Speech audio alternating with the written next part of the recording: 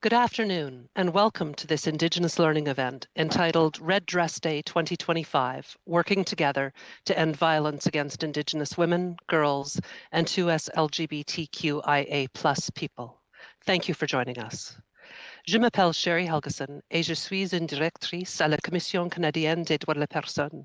Je serai votre modératrice de séance aujourd'hui.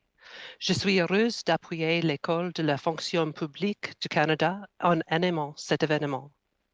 Let me begin by acknowledging that I am joining you today from Treaty 1 territory, traditional territory of the Anishinaabe, Cree, Ojibwe, Dakota, and Dene peoples, and the homeland of the Red River Métis Nation in what we now call Winnipeg, Manitoba. Certains d'entre vous nous rejoignent aujourd'hui de différentes régions du pays et je vous encourage donc à prendre un moment pour reconnaître et souligner le territoire que vous occupez. I would also like to mention that this discussion deals with topics which may evoke a strong emotional response in some viewers. L'École de la fonction publique du Canada reconnaît la nécessité de prendre des mesures de sécurité pour minimiser les risques associés au contenu troublant. If you need help or support while watching this content, please know you can reach out to the Missing and Murdered Indigenous Women, Girls, and 2S LGBTQIA+ People Support Line 24/7 at 1-844-413-6649. It's now my pleasure to introduce Elder Verna McGregor. Elder Verna is from the Algonquin community of Kitigon-Zibi, Anishinaabe. She is firmly grounded in her community and nation as a member of the group of traditional grandmothers, Kokomiseg, and elders. Their role includes promoting the retention of the Algonquin language and culture, which is so important when addressing community issues and connection to the land. Bienvenue, Verna. Hello, everybody. Kwe kakena bonjour tout le monde. Verna Indishnikas, Kitagon Zibin and Dojaba, Wagoshne Dodem, Shichunim Kipenesi. Hello, I'm from Kitagon Zibi and Anishinaabe, and my name is Verna McGregor. And I said that Fox is my clan on my mother's side, and Thunderbird on my father's side. Honored to be here today to give opening words on the Red Dress Day. This is very special to me also because we've also been impacted by the murdered and missing Indigenous women, girls, and 2S LGBTQT issue, given that we had the two missing girls from Kitigon-Zibi in 2008. And that time I was working at this National Aboriginal Circle on Family Violence, and I would get calls from relatives asking about help, assistance in trying to find their missing loved ones. And I remember being overwhelmed because I said, I don't know what would happen if this was my relative, my daughter, my child, my son. So anyway, what happened is I left the organization in 2008, and I said I was going to take the summer off, which I did. But then in September, my son came home and said that the police were at the school and that the two girls were missing, which is Maisie Ojik and Shannon Alexander. So it brought back all that understanding and trauma, really, because I think our whole community was traumatized too. So, yeah, and that's why this is important, I think, because of the disproportionate amount of Indigenous women, girls, Two-Spirit, but also Indigenous people as well. And this red dress is an opportunity to raise awareness for this. And I have a little story, though, really quickly. Is that I was reminded last week, though, too, that this also affects everybody, and we all need to be aware. Because my son came home, my grandson, Waylon, and he was at school before Christmas, and he goes to school in the town of Maniwaki. And what happened is he noticed this person was talking to one of his younger school children by this fence. And he got a little bit concerned. So he ran in and told the principal, then came back out. And so the principal came out, but they also had the school on lockdown. But then just this past week, why I was reminded of this is the week before or last week, uh, one of the parents contacted my son and said that they had arrested that person who was at the fence. So this could happen to anyone, as I experienced too. That I was in shock that the girls went missing from Kitagan CB, and you always think that it's somewhere else, but it's not somewhere else. So it's raising that awareness also. And the Red Dress Day is a chance to also uh, raise that awareness, but also to, I think, to, with that incident with my grandson, I think too, it's starting with the younger people. And really quickly to, part of this colonization was the outlawing of our ceremonies. And I attended one ceremony, and it was for the coming of age for the young women in the community. And the elders, part of the process was the elders would talk to the young girls, and then they had a feast afterwards in the lodge. But there was the young boys in there, like they were about even 10, 12, 13. And the elder also turned and spoke to the boys and saying, now that the young women are of coming of age, or your responsibility as young men and boys is to, whenever, if you suspect anybody harming her, part of your responsibility is also to speak up. And I thought, oh my goodness, I think this is where, like the incident last week, it's encouraging also, even though there's doubt, to speak up and raise awareness, because I think that's what safety is all about. So I'm just going to say a little prayer today to everybody, because I think this is the red dress is raising awareness to say, Bigwech. Onje nigashkito jamawandose konshe nongo. Mama kakina pamatsa in his work onje. Mom de Equewag, shit kakina guch pamadza chimino pamadza wajen abigus. Bigwechonje kakinaga gishen tanonje, mam de ge in the kimenon. Skaki question cason in the kimenon, we don't kakina pamadza chick. Onje nagdo abdan kakina guch in the kimenon. Bigwechonje kakina ete kishagon kisis to be kisis the shitun nunk shuck. We don't want to knock miss non, onje nagdo abdan kakina guch nibi. Shit me gwechonje kisis nimishomsin on onje nagdo abdan kakina guch pamadza chick. Bigwechonje na sewen kakimi shin chimino pamadzian. We don't want kakina. Tashi akusachik no go mom when the seven chimino pamadza watch mom de gay COVID-19 jin card de ge. Bigwechonje kakinan and jinu and doganak nimishomsin on the gokmis non. A shitch ni dotin his onje no go monje ni dabanochi shuck.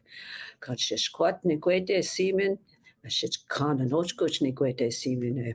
Shwen mishnoni na bigus we dokwa kakina pamaza jeke na bigus mi gwach, yeah. Miigwech. What I do is, j'ai dit, ça c'est pas une bénédiction, c'est une connaissance de toutes les choses ici.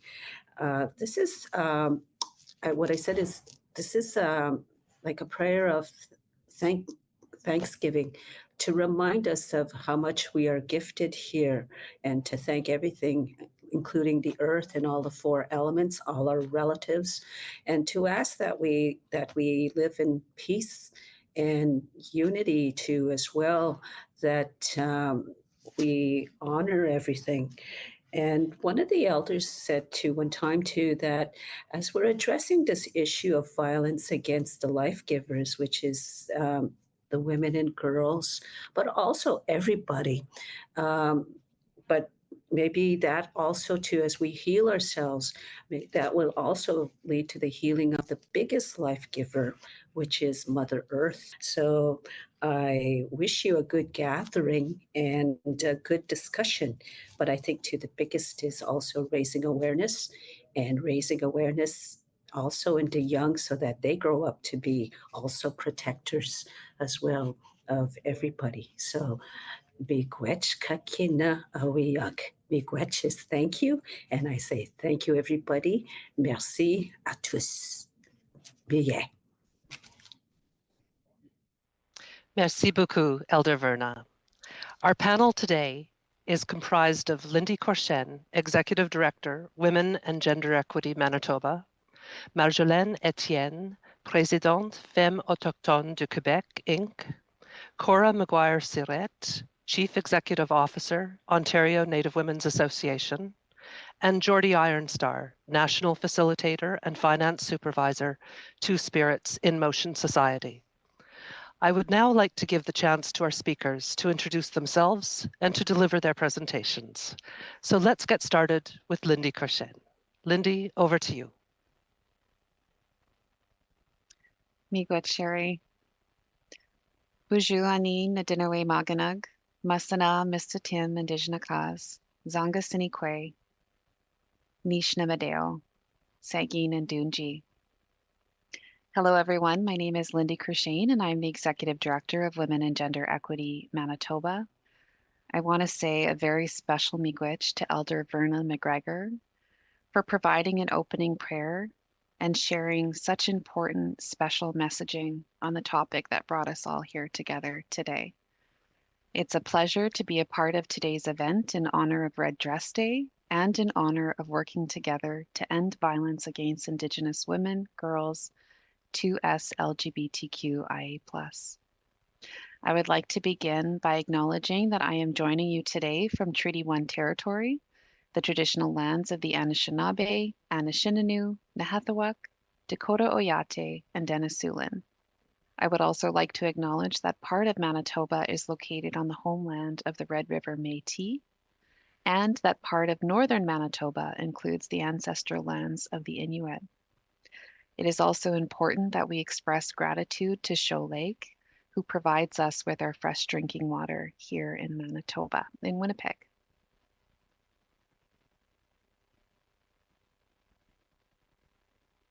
I want to thank Women and Gender Equality Canada and the Canada School of Public Service for extending a warm invitation to participate in today's event and to share about important work underway in Manitoba to empower Indigenous women, girls, Two-Spirit, and gender diverse relatives. Before I get started, I will provide an overview of my presentation. I will talk about the establishment of Manitoba's first of its kind matriarch circle, the MMIWG2S Plus Healing and Empowerment Endowment Fund, Manitoba's provincial strategy, Menoweak, and I will close by sharing some important acknowledgements of those who are responsible for driving this important work. Manitoba is often referred to as ground zero for the MMIWG2S Plus crisis, where Indigenous women make up some of the highest numbers of MMIWG2S Plus across the country. There are many factors that contribute to the issue of MMIWG2S Plus within our province. Data from Statistics Canada indicates that Indigenous women, girls, Two-Spirit, and gender diverse relatives experience disproportionately higher rates of violence in all categories, including self-reported sexual assault, intimate partner violence, and domestic homicide. In addition, research from the Manitoba Advocate for Children and Youth indicates exposure of children to intimate partner violence is associated with increased mental health issues, less time spent at school, decreased rates of graduation, and increased conflict with the law. 81% of children exposed to intimate partner violence are Indigenous, and there is also a correlation between poverty and violence. Here in Manitoba, 45% of our unsheltered population are Indigenous, with a high portion identifying as women. October 2023 was a very historic time for our province that signified hope for change, where Manitoba became the first Canadian province to elect a First Nations premier. Subsequently, Premier Wab Kinew appointed 2 First Nations women to cabinet. Minister Nahanni Fontaine was appointed to cabinet as the Minister of Families and Minister responsible for women and gender equity. As you can imagine, this election was the starting point for some very exciting and long-awaited changes for Manitoba. Minister Fontaine is internationally known for her leadership and advocacy in bringing awareness and justice for Indigenous women, girls, Two-Spirit, and gender-diverse relatives, and has made a sacred lifelong commitment to ensure their safety and protection. In January 2004, Minister Fontaine appointed Cora Morgan as Special Advisor to Indigenous women's issues and Secretary to the MMIWG 2S+ and Gender-Based Violence Committee of Cabinet. Cora has dedicated her path to advocating for and empowering Indigenous women, children, and families. Together, Minister Fontaine and Cora established the Matriarch Circle. In March 2024, the Manitoba government held the first gathering of a new Matriarch Circle, tasked with the sacred responsibility of prioritizing the protection and well-being of Indigenous women, girls, Two-Spirit, and gender-diverse people. The Matriarch Circle brings a wealth of experience in empowering, mentoring, and supporting Indigenous women and girls, and is breaking barriers and helping to build healthy paths for younger generations to follow. Comprised of matriarchs from different backgrounds and professions, they are a diverse representation of accomplished Afro-Indigenous, Anishinaabe, Anishinaabe, Cree, Dakota, Dene, Inuit, and Métis youth and gender-diverse relatives. They are knowledge keepers, authors, artists, actors, athletes, and storytellers with experience in justice, health, and social services, who bring expertise gained through years of advocacy and lived experience. The Matriarch Circle meets quarterly during the spring equinox, summer solstice, fall equinox, and winter solstice. However, they are consulted regularly, where they provide feedback and guidance on matters related to Indigenous women, girls, Two-Spirit, and gender-diverse relatives, including the implementation of the MMIWG 2S+ Healing and Empowerment Endowment Fund and the Minowe-Aquayak Provincial Strategy. To share a little bit about the Healing and Empowerment Endowment Fund, in May 2024, the Manitoba government announced an investment of $15 million to establish the MMIWG 2S+ Healing and Empowerment Endowment Fund. Managed by the Winnipeg Foundation, the fund will continue in perpetuity, ensuring that MMIWG 2S+ families and communities can access vital resources to support healing and empowerment. The endowment fund was established for the purpose of advancing the calls to justice and to fund activities that extend tangible, culturally responsive, trauma-informed support to children, families, survivors, and communities of MMIWG 2S+. Each year, revenue generated from the endowment will be provided to the Manitoba government to administer grants to MMIWG 2S+ families, and a portion of the funds generated, 60%, will be distributed to one or more designated organizations to support MMIWG 2S+, children, families, and survivors. The remaining funds, 40%, will be utilized for community-led initiatives organized by Indigenous-led organizations that support MMIWG 2S+ families and communities. It's very important to note that designated organizations have been identified to ensure a distinctions-based approach with organizations that represent First Nations population. Sorry, I'm just going to repeat that sentence. Designated organizations have been identified to ensure a distinctions-based approach with organizations that represent First Nations, Métis, Inuit, and urban Indigenous populations, and have capacity to serve specific geographical locations to encompass all MMIWG2S plus families and survivors in Manitoba. The designated organizations will distribute funds to immediate family members who have an established connection with an MMIWG2S plus loved one. And more importantly, the process for distributing funds for the endowment is intended to be very low barrier and easily accessible. We want to ensure that families are not met with any further barriers in terms of reaching out for much needed support. The endowment fund will provide families with support to help cover the costs to search for a loved one, to bring a loved one home, to help cover funeral expenses, memorials, and vigils, to attend court proceedings, just to share a few examples. Children of MMIWG2S plus families can also access funds to support education and training costs. Meno Aweak Akweak is a whole-of-government approach that centers on the empowerment of Indigenous women, girls, Two-Spirit, and gender-diverse peoples. In her leadership and advocacy, Minister Fontaine often reminds us that we are more than what is done to our bodies. We are matriarchs, we are life givers, mothers, grandmothers, aunties, and sisters. The Meno Aweak Akweak translates to all women doing well in Anishinaabemowin, and was gifted to us by grandmother Katie Whitford from Sandy Bay First Nation here in Manitoba. The strategy is centered on a dream where all women in Manitoba are safe and protected to live their lives authentically and free of violence.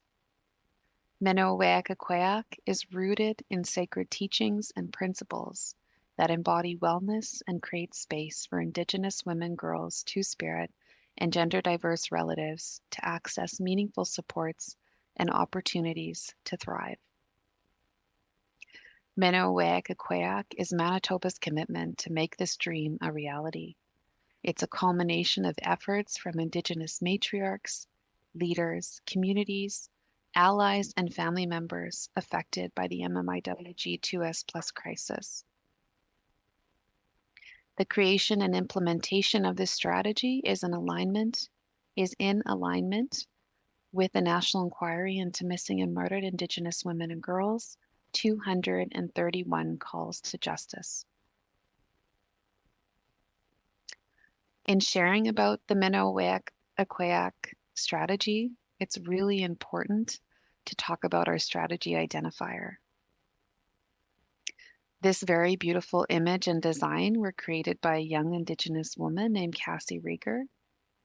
The strategy identifier was created in the shape of a butterfly, incorporating Indigenous symbolism throughout the design and meaning. In our culture, the butterfly represents transformation, metamorphosis, beauty, balance, and grace. Each section of the butterfly design holds a sacred and important meaning. The wings, sage, cedar, crocus, seeds, vines, flowers, heartberry, and blueberries that are shown in this image hold great cultural significance. Sage and cedar are sacred medicines. The crocus that survives the harsh winters signals brighter days ahead. The blueberries signify well-being. And the seeds, vines, flowers, and heartberry represents life cycles, reconciliation, and maintaining heartfelt relationships with family and community. Also shown at the bottom of the wings is hair that turns into flowing water. Her hair signifies cultural identity and a sense of belonging, while flowing water is considered sacred and vital to Indigenous livelihoods, spiritual practices, and traditional ways of living. The center that holds the wings together is a beautiful wild rose. And lastly, the dress with jingle cones and ribbon skirt represents survival, vitality, and healing, with different bells of the jingle cone symbolizing Two-Spirit and gender-diverse relatives. This strategy identifier is meant to pull strength and unity from our Indigenous roots, symbolizing the importance of coming together to create change for Indigenous women, girls, Two-Spirit, and gender-diverse relatives, to provide safety and healing while dismantling fear and violence.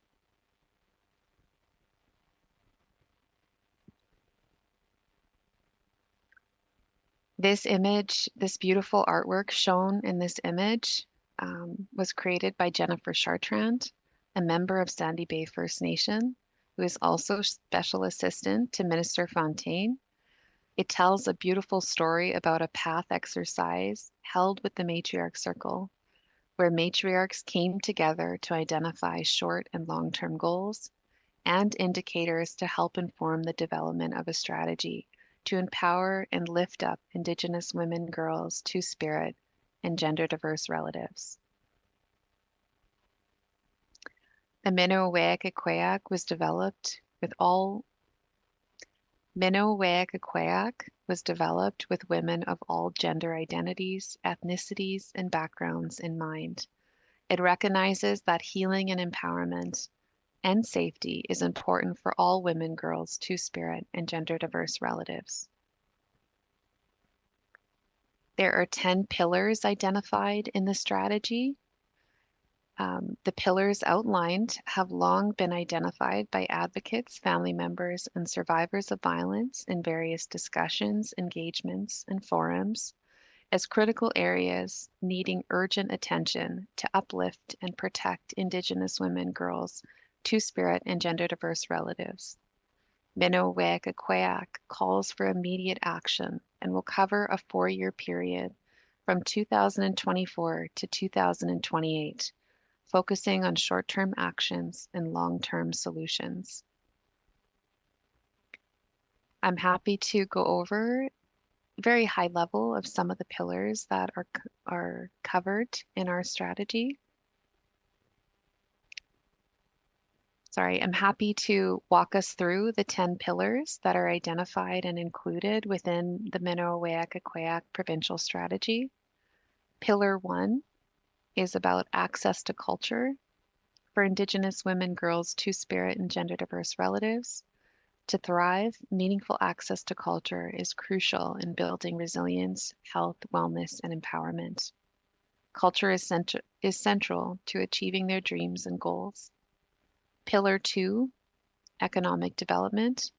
The Manitoba government is committed to increasing opportunities for economic freedom for Indigenous women, girls, Two-Spirit, and gender-diverse relatives through tailored programs and policies. Pillar 3 centers on education.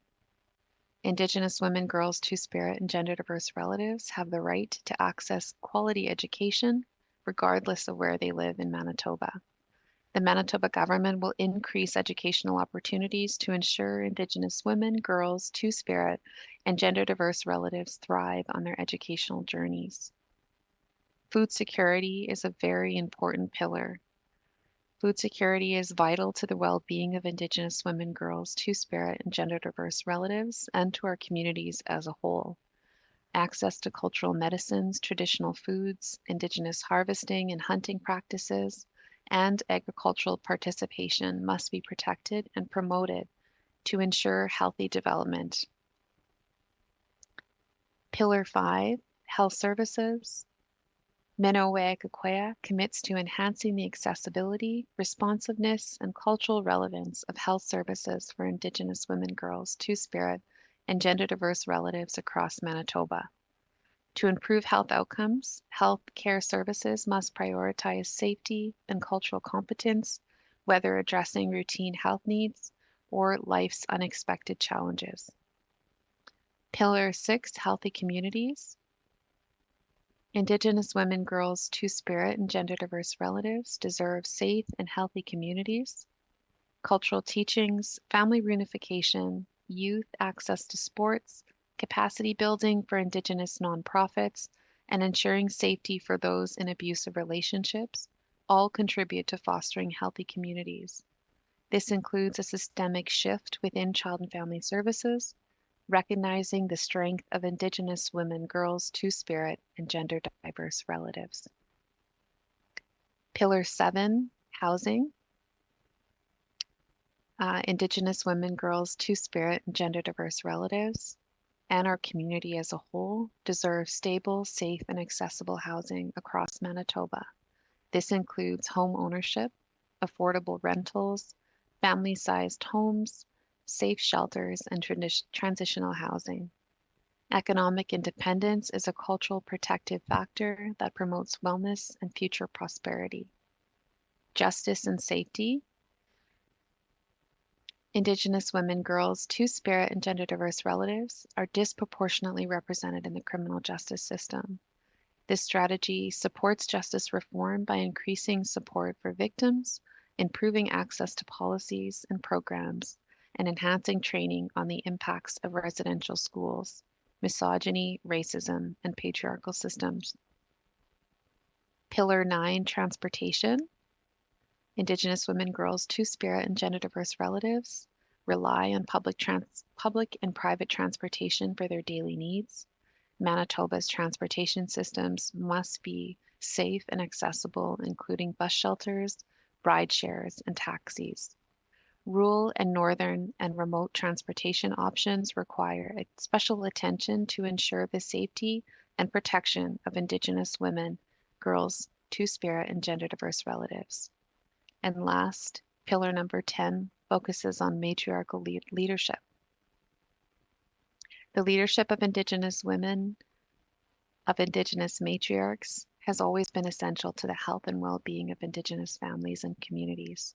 This strategy emphasizes the need to empower and restore the role of matriarchs, enhancing opportunities for visibility and recognition of their communities. And to close my presentation today, I just wanted to share some very quick acknowledgements. I wanted to note that Minoweakakweak envisions a future where all Indigenous women, girls, Two-Spirit, and gender diverse relatives in Manitoba are safe, empowered, and able to live fulfilled lives with rich opportunities for themselves and their families. It also recognizes the heartfelt work of both Indigenous and non-Indigenous Manitobans to drive awareness and transformational change. Minoweakakweak ensures community voices are heard and centered within government policy, with actions evolving to respond to community needs and priorities. Minoweakakweak embodies the belief that when Indigenous women, girls, Two-Spirit, and gender diverse relatives thrive, all Manitobans benefit. Lastly, I would like to take a moment to acknowledge the Matriarch Circle for their support in the development of this strategic framework, Minister Fontaine for her leadership and advocacy in driving transformative change, Cora Morgan for championing this important hard work and mobilizing efforts, Jennifer Chartrand for being an incredible helper to advance meaningful change, Cassie Rieger for shaping her gifts and talents to bring a design to life, Grandmother Katie Whitford for holding ceremony and gifting us with the name Minoweakakweak, and a special thank you to our team at Wage Manitoba for helping to carry out important work to empower and lift up Indigenous women, girls, Two-Spirit, and gender diverse relatives. I want to thank you all for taking the time to engage in a little bit of learnings and to hear from Manitoba and some of the important work that's underway to empower Indigenous women, girls, and gender diverse relatives. I thank you all. Miigwech. Miigwech. Thank you, Lindy. J'aimerais maintenant inviter Marjolaine Etienne à se présenter et à donner sa présentation. Marjolaine?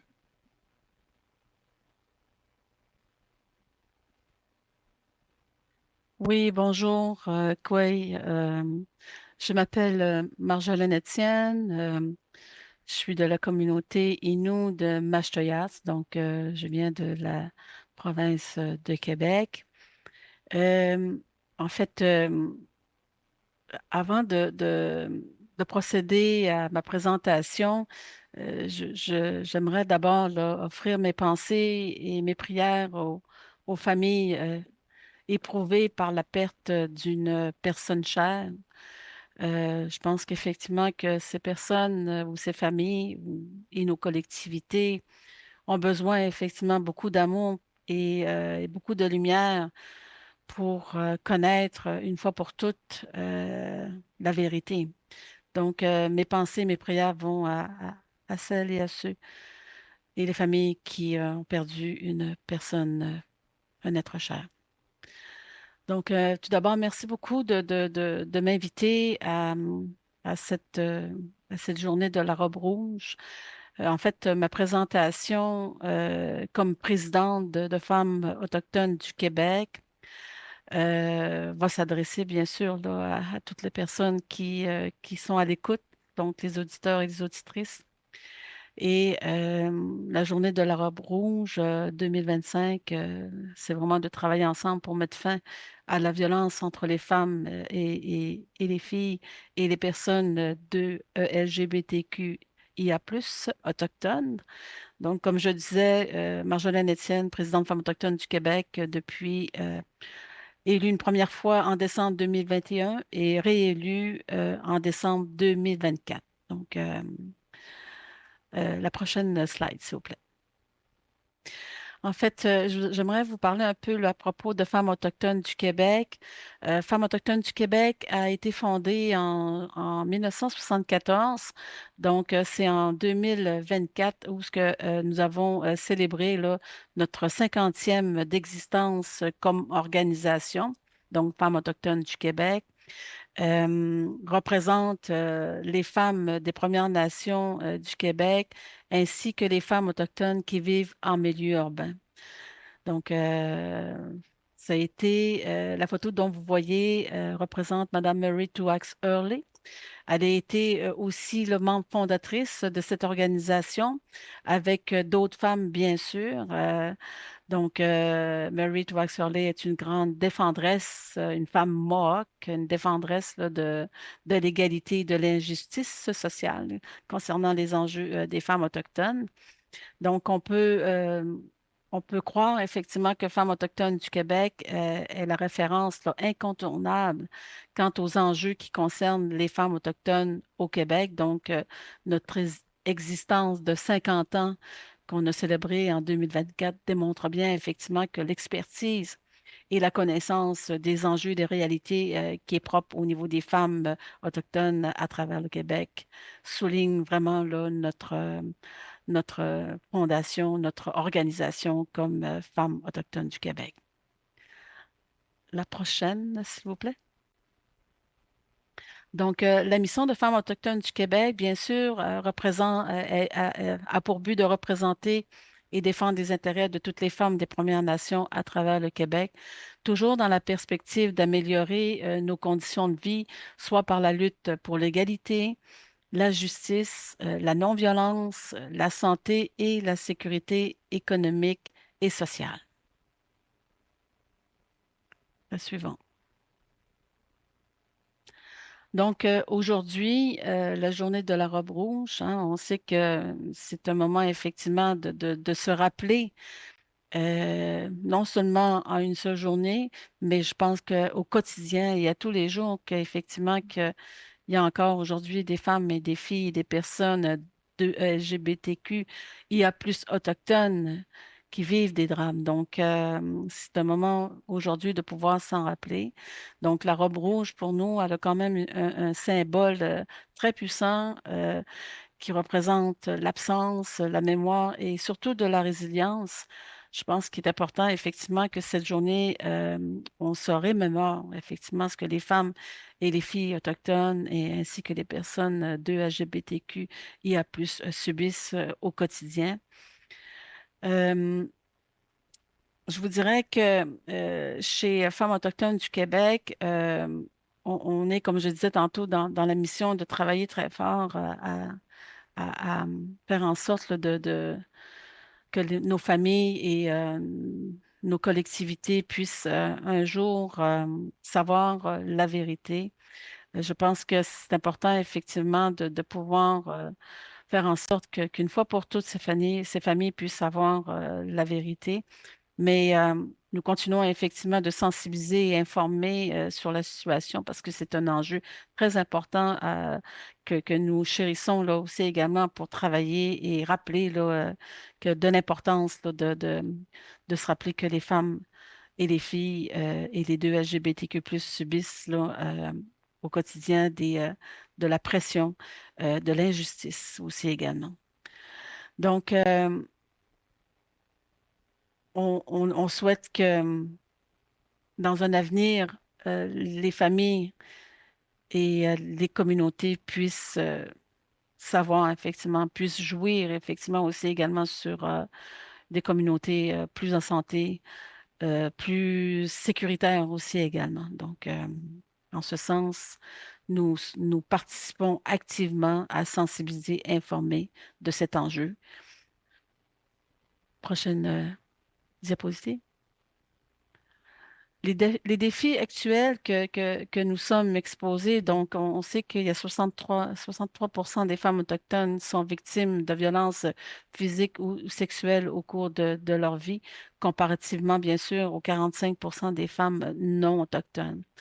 Donc, au quotidien, je vous dirais que ces personnes subissent du racisme systémique, que ce soit dans les institutions, que ce soit policière, que ce soit dans les fréquentations usagers ou usagères, utilisatrices de services en santé, services sociaux à l'extérieur de nos communautés. Bien sûr, vous savez que dans nos communautés, parfois, on n'a pas de services qu'on a besoin, donc on se doit effectivement quitter nos communautés pour aller chercher un service selon nos besoins.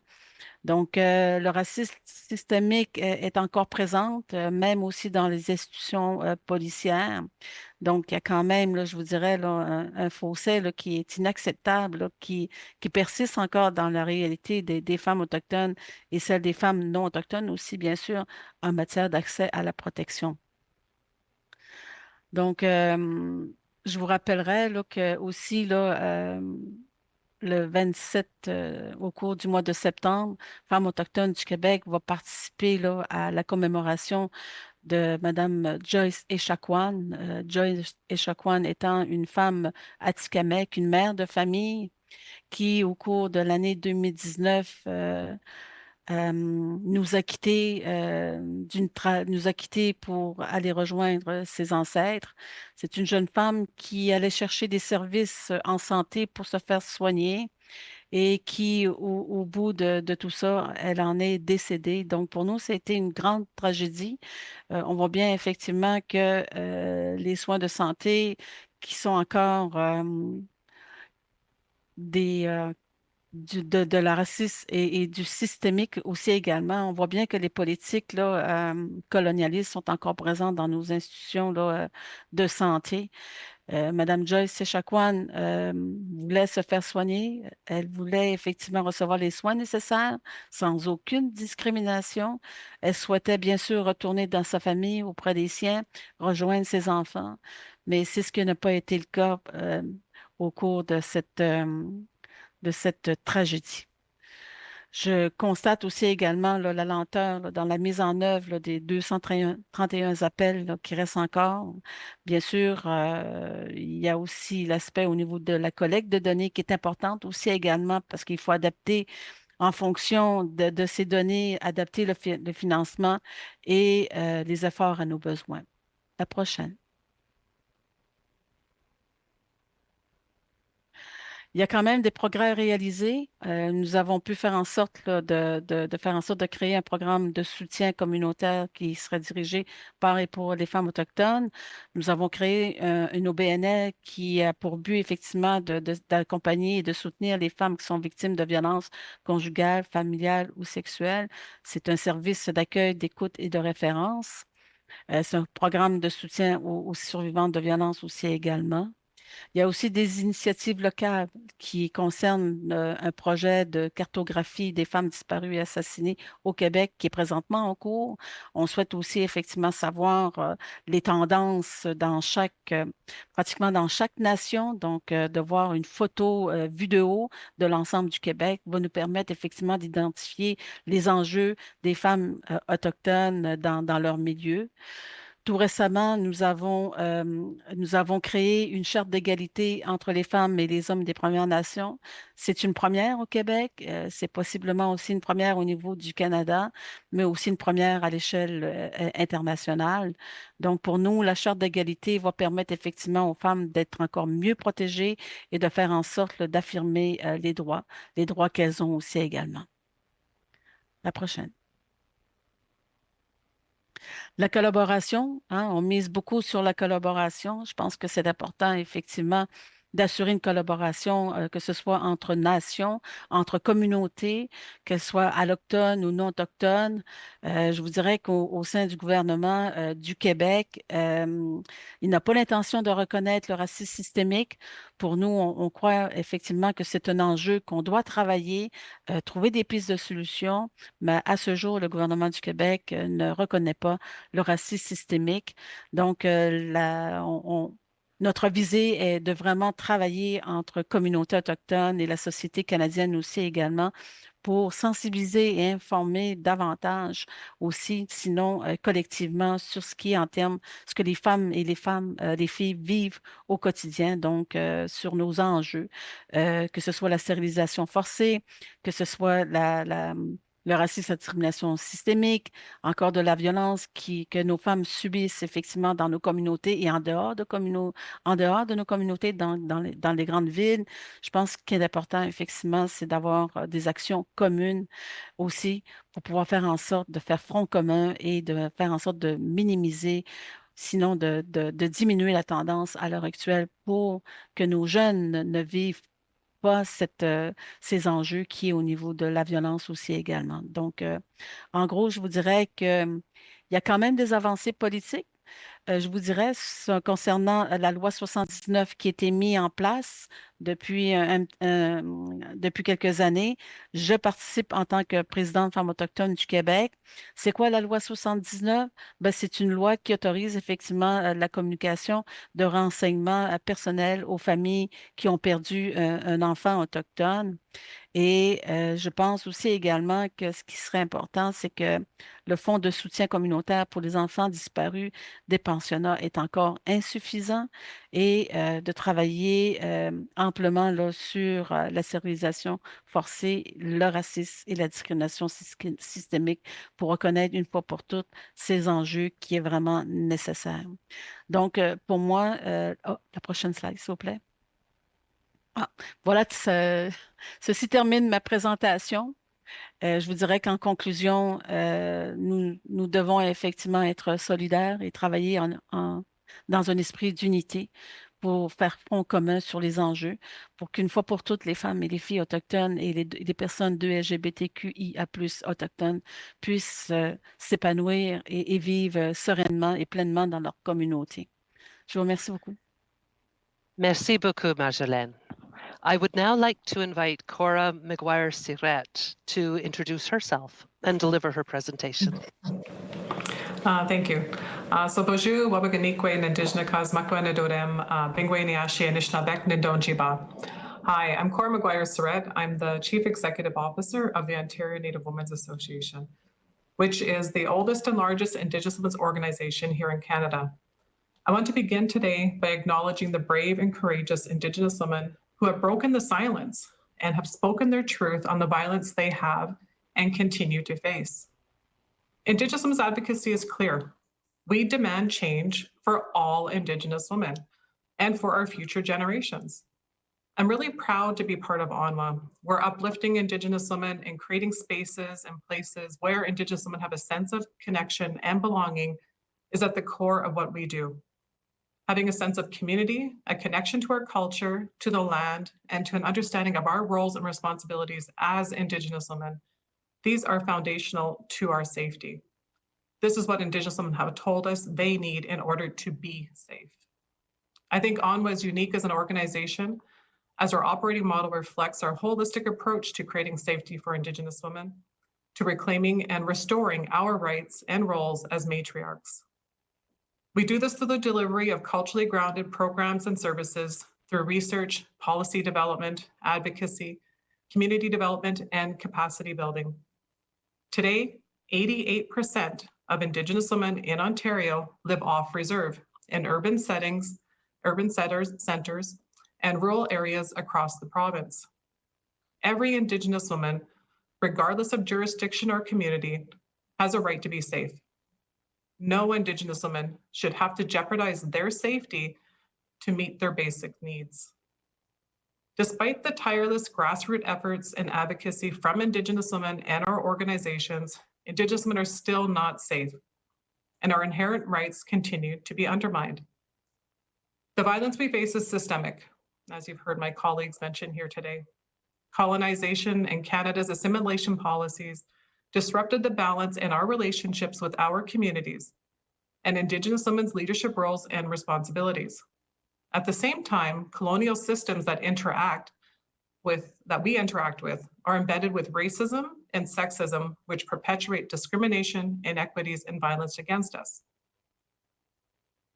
We can start to unbraid colonization by beginning to listen to the wisdom and knowledge of the experts on this issue, which are Indigenous women. And that's what we have done and will continue to do here at ONWA. I'd like to share a bit more about the work that we do here over at ONWA to restore Indigenous women's safety.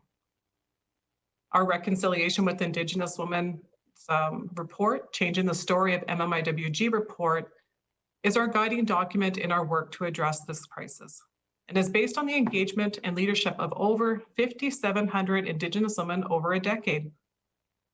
Our report is one of the many that have been published, and I encourage each and every one of you to read our report or another one on our website and pick one action, one recommendation, and begin working on it. Our services have grown rapidly in the last decade in order to respond to the gaps we see in mainstream systems. We know that mainstream systems are failing Indigenous women. These institutions are not places of safety for us or our families. Currently, we deliver 76 programs and services across 26 sites in Ontario, led by and for Indigenous women. Our services are grounded in culture and support Indigenous women holistically in all aspects of their health, healing, and wellness, and address the issues that contribute to violence, such as human trafficking, mental health and addiction, homelessness, justice, and child welfare involvement. Our Courage for Change program is now Canada's largest Indigenous-led anti-human trafficking program. And our Nadawan housing program is the largest Indigenous women's-led housing support program in the country, and helped 281 Indigenous women and their families find safe and stable housing last year. And our Breaking Free from Family Violence program helped to prevent 111 child welfare apprehensions and reunified 63 children and their families last year alone. A large part of the work also involves empowering Indigenous women in communities and building community capacity and our leadership through resources, education, and training. An example of this is our Indigenous Anti-Human Trafficking Liaison Program. Liaisons are situated in Indigenous organizations across Ontario to help build capacity in our communities and with our partners to address trafficking and support Indigenous survivors. Finally, we've been advocating and collaborating with all levels of government to transform the systems that perpetuate violence against Indigenous women and support Indigenous women to take up their leadership roles in their families, communities, and nations. At the municipal level, ONWA has signed MOUs with 2 municipal associations in Ontario, which commit our organizations to work in partnership to improve Indigenous women's safety. We have proactively been participating in municipal conferences and advisory committees to raise awareness of municipalities' responsibilities under UNDRIP and under the MMIWG National Inquiry Calls for Justice.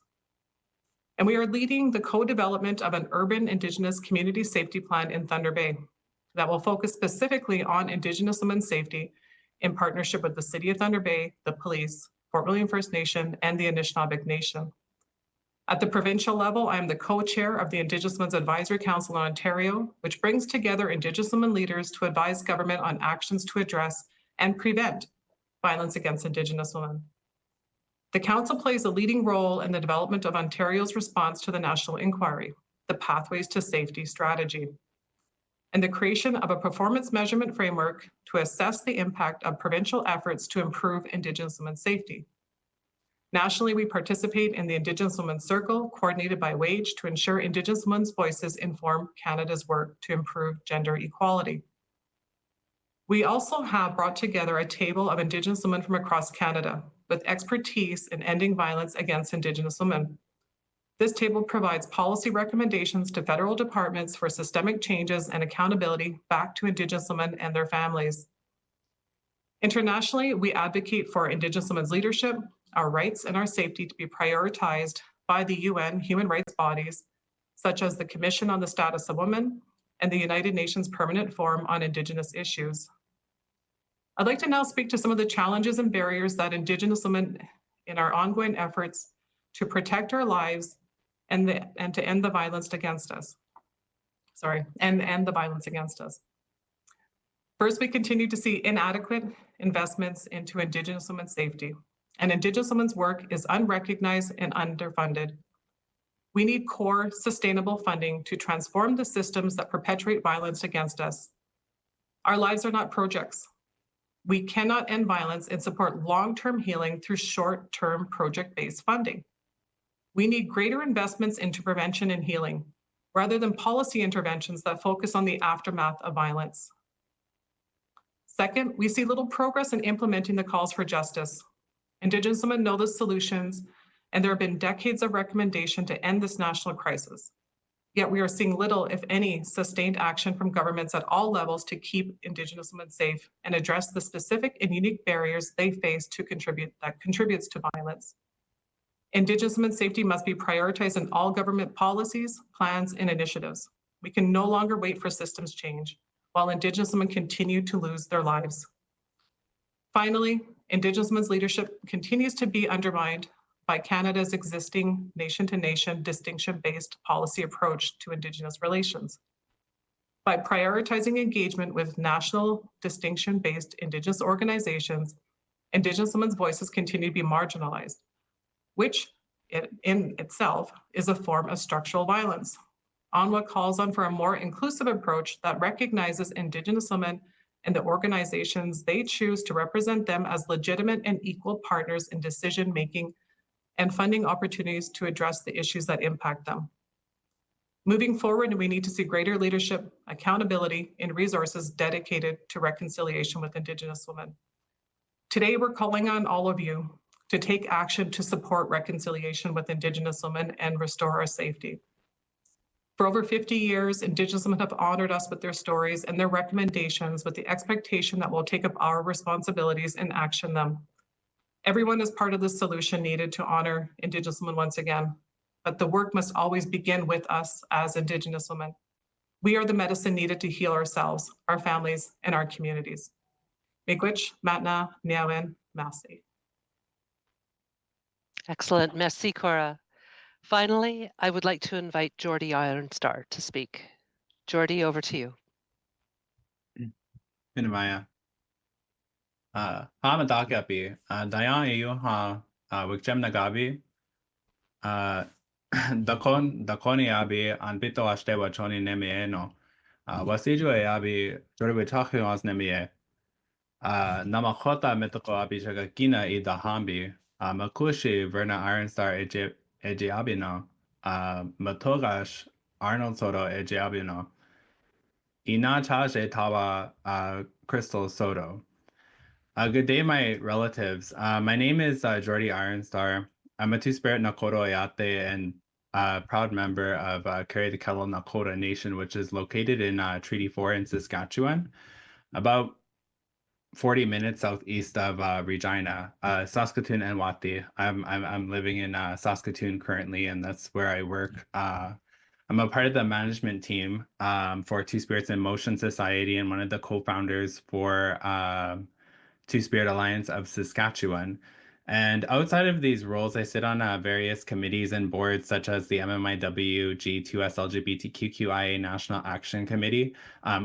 It's a mouthful, that acronym, and the Indigenous Technical Advisory Committee for the City of Saskatoon. And in these various roles, I see it as my responsibility to be in good relations with our fellow Indigenous kin and utilize the tools and knowledge that I've gained in my years of doing this community work to bring an understanding. And that's really what I see. That's really how I see my role is like, how do we get a better understanding of these issues? And again, being in good relations with all of our relatives. And I can't stress that enough. And I'll get to that in a moment. So of course today I'll take an opportunity to talk about some of the work I do with the MMIW 2S LGBTQIA National Action Committee. I can talk about some of the work we do at Two Spirits in Motion Society, but but before I do that, I kind of wanted to talk a little bit about kind of again, that understanding and my thought process and perspectives on these issues that we're facing today. And of course, before I start that, I want to first off acknowledge and give thanks to our knowledge carrier that started us off in a good way, Verna McGregor from Kitakon ZB. In my way of life as a Nakota person, we don't really call our first cousins. We call them they're our brothers or sisters. And I do have a sister out in Kitakon ZB. And she was raised with her family down there in Nish territories, and I stayed here in the prairies. So it's good to hear some of those words from Verna, and I want to give thanks to the organizers today for inviting me here and our co-presenters.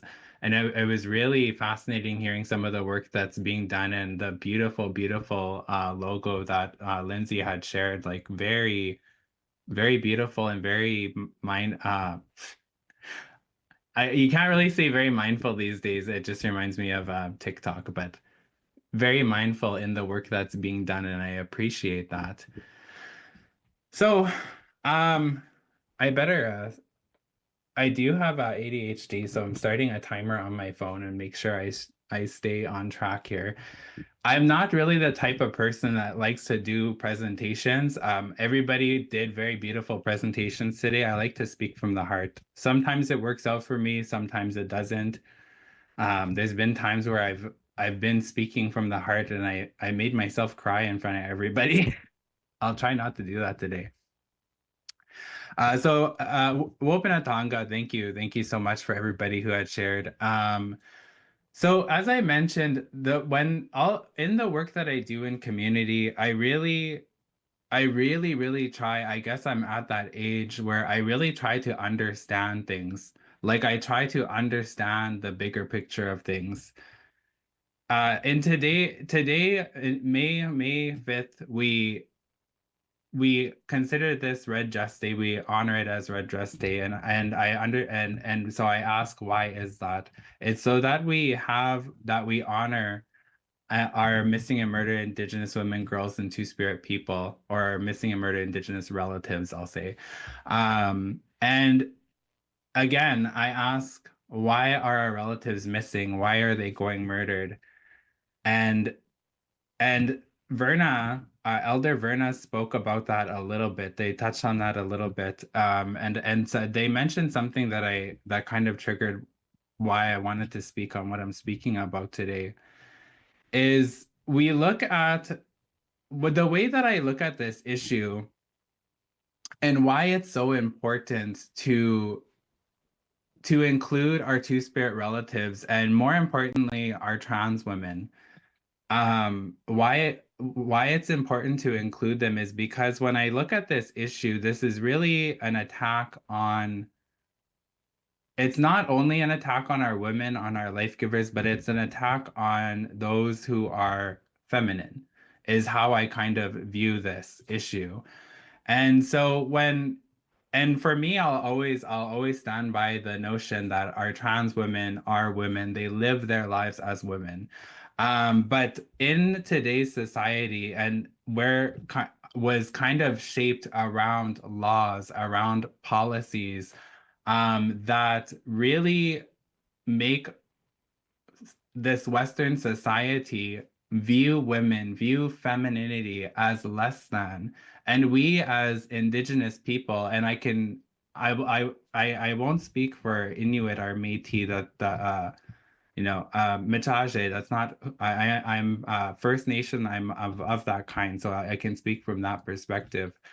But when you look at First Nation women and you look at the different type of policies that have affected our women who have lost their status rights for marrying outside First Nation people, and yet non-First Nation women were gained status rights.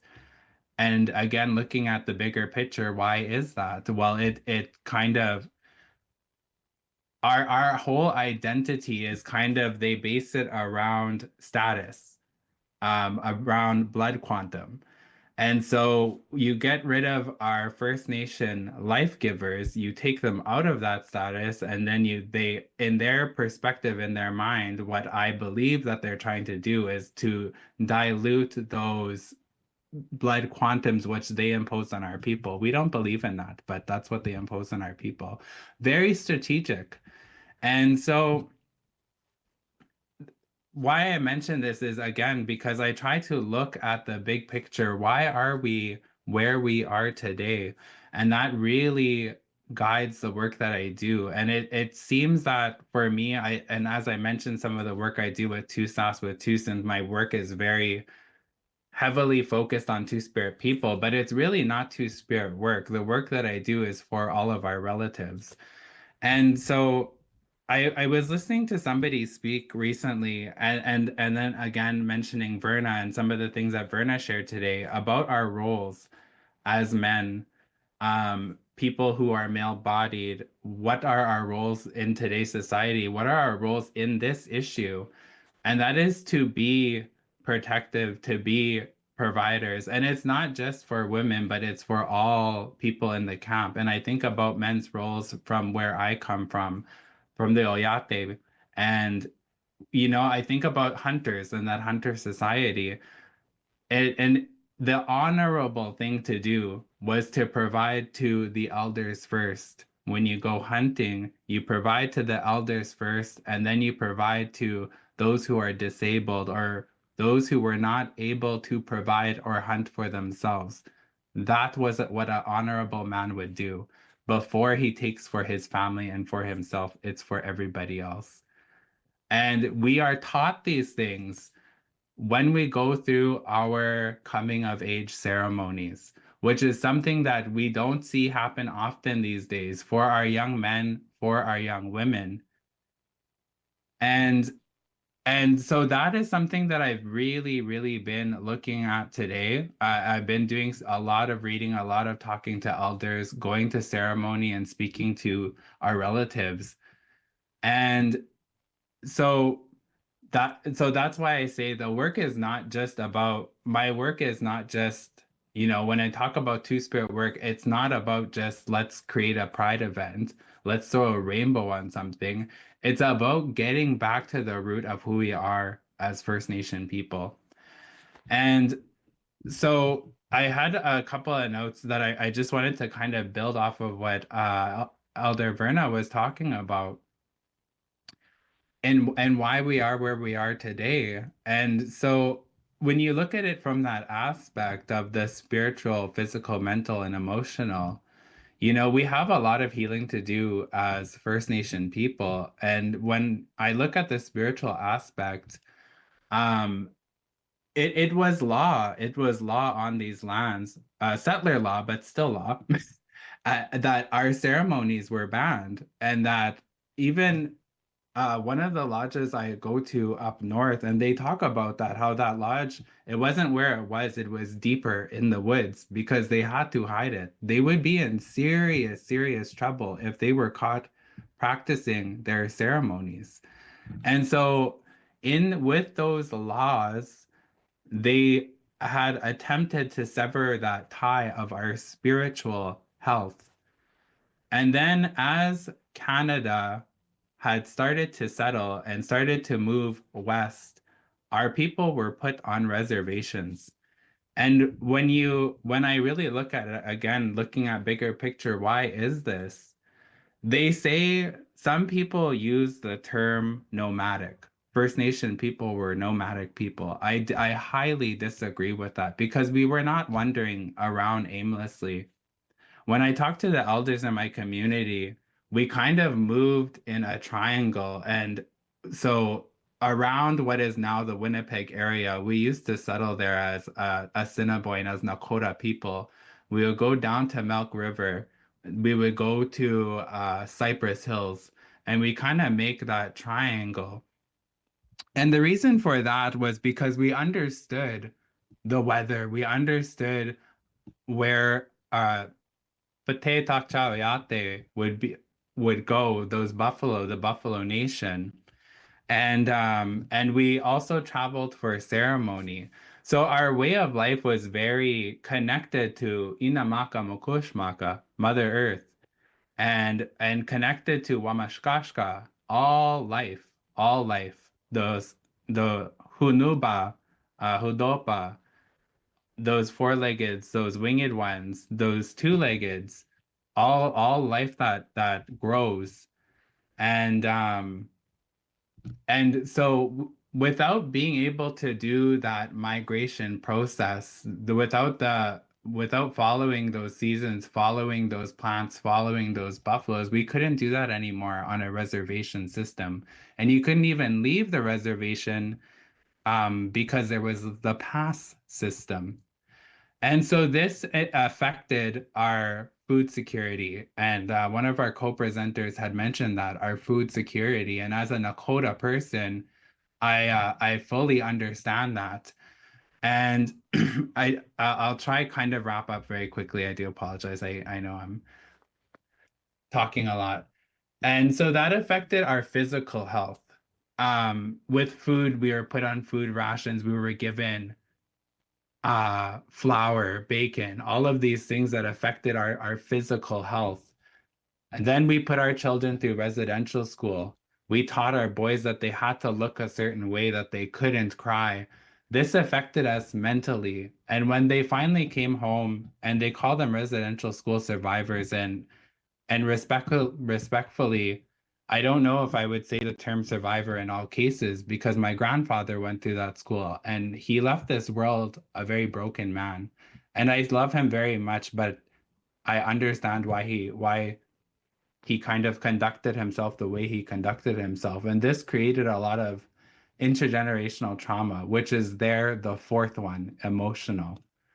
And so when it comes to Red Dress Day, what I want to share with the people who are listening in today or who will listen back to this, when it comes to the work that I do, I look at it two ways. For those who are First Nation, Métis, Inuit, I very much encourage you to do the work, to do a lot of unlearning. There's a lot of unlearning that needs to happen. We need to look back at our creation stories, at our coming of age ceremonies, at our lodges. We have to understand that way of life, that perspective. We need to wake up our language again, because that is where our perspectives are. And for the people who are not First Nation, Métis, and Inuit, I highly encourage you to do the opposite. You have to do learning, not unlearning, but learning. You need to read the reports of the missing and murdered Indigenous women, girls, and Two-Spirit. You need to read UNDRIP. You need to read the Truth and Reconciliation Commission's report, and you need to understand why we got to where we are today, because the answers for the healing of our people and for true reconciliation of those nation to nation relationships is not in the future. It's what was done in the past, and we need to go back and understand that. So that's what I wanted to share today, and I give thanks for the time. Badamia. Thank you so much, Jordy. And as much as we could listen to our panelists for hours, we've now reached the question and answer period of this event. We'll have about 10 minutes for Q's and A's. And for this session, we would invite our panelists to answer in reverse order to the order in which they spoke initially. So for that, we'll start with you, Jordy. And given that we have about 10 minutes for this portion, I would ask each of our panelists to perhaps limit their responses to perhaps 2 or 3 minutes. So with that, the first question that we have is, what root causes of or contributing factors to gender-based violence remain unaddressed in current government policies and programs? Donc, quelles causes profondes ou facteurs contributifs de la violence fondée sur le genre ne sont toujours pas abordés dans les politiques et programmes gouvernementaux actuels? So Jordi, let's start with you, then we'll move to Cora, Marjolaine, et Lindy. I'll talk very fast. Cora had mentioned it, and because I didn't get to speak too much about TUSIMS, funding is a very huge one that needs to be addressed today. As Cora had mentioned, with the way that our funding structures look like today, they put First Nation, Métis, Inuit people in together with a lot of funding, but more important, well, I shouldn't say more importantly, but from my perspective as a Two-Spirit person, I would say the majority of Two-Spirit initiatives that get funding today typically come from wage, women, and gender equity. The issues and the perspectives that our women face and our Two-Spirit people face are two different perspectives, two different sets of issues. And genuinely, and I mean this wholeheartedly, is I would never want to take away any opportunities from our women, from our matriarchs. But that is the way that funding structure is that we're kind of pit against each other. And across this nation, we have about 13 Two-Spirit organizations regionally, and then TUSIMS as a national organization. A lot of that work we do by putting together very small amount of dollars and just making magic happen. So we really need to start looking at it from that perspective. Thank you. Thank you, Jordi. Cora, would you like to turn your mind to that question? Yes, thank you. I do agree with Jordi as well. And anybody who is participating in this session, to really like to challenge you to understand what is required to end this national crisis is, looking at government policy and programs need to address how Indigenous women's roles in their communities were violently altered as a result of colonization and assimilation policies. And, I'm just going to kind of give you kind of like 3 to 4 points on how you can address these and action them, right? Because everybody is part of the solution. So first, as Jordi mentioned, you can improve your funding models. This means providing core sustainable funding and investing in prevention-based services. We are not projects. We don't, we always get project-based funding, and you're talking about our livelihood of who we are as people. We're not a project.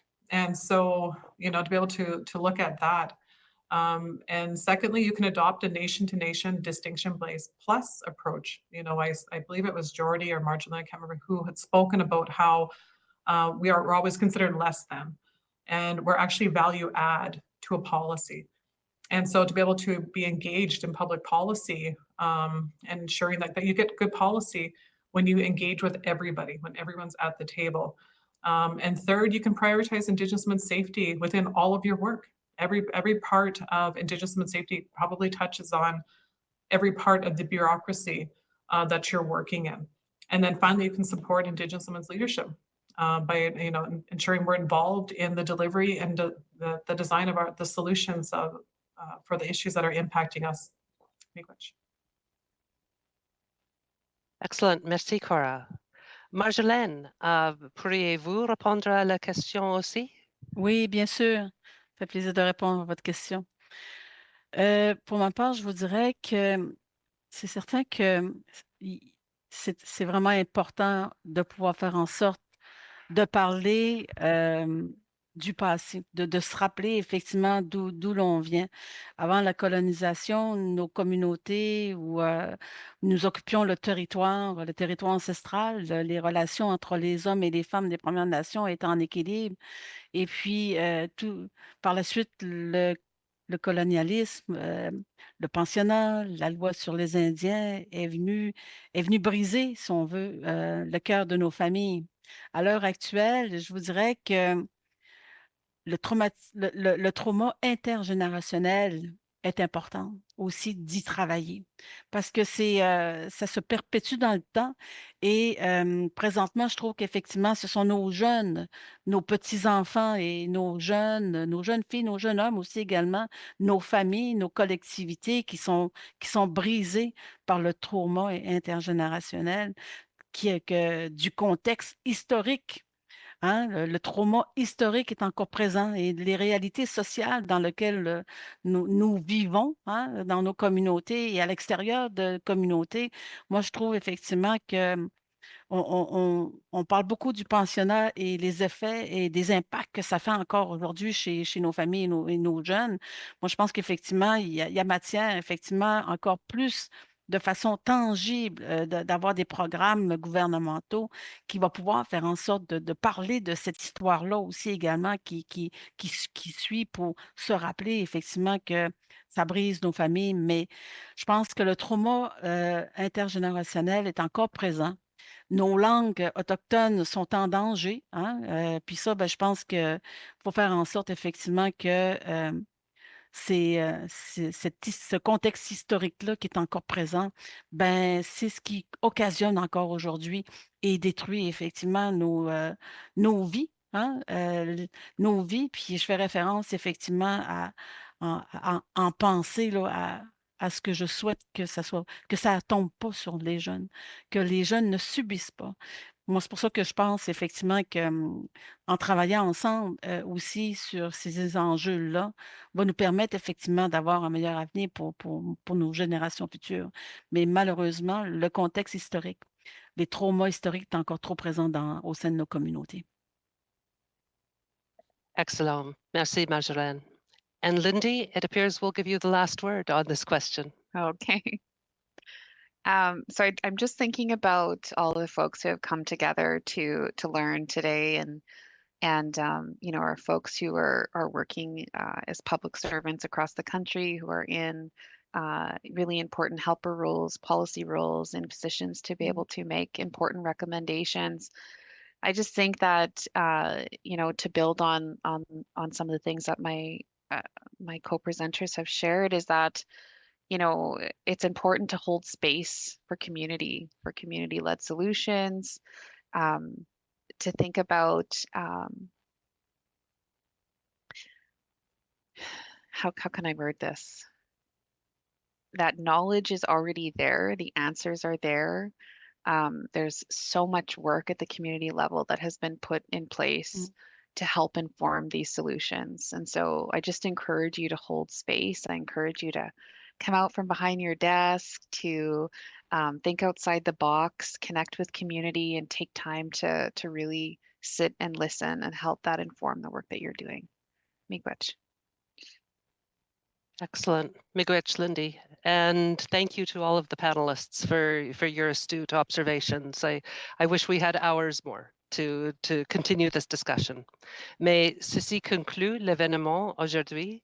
Encore une fois, si vous sentez le besoin d'aide ou de soutien suite au visionnement de ce contenu, sachez que vous pouvez communiquer avec la ligne d'aide pour les femmes, les filles et les personnes du SLGBTQIA+, autochtones disparus et assassinés, 24 heures sur 24, 7 jours sur 7, au 1-844-413-6649.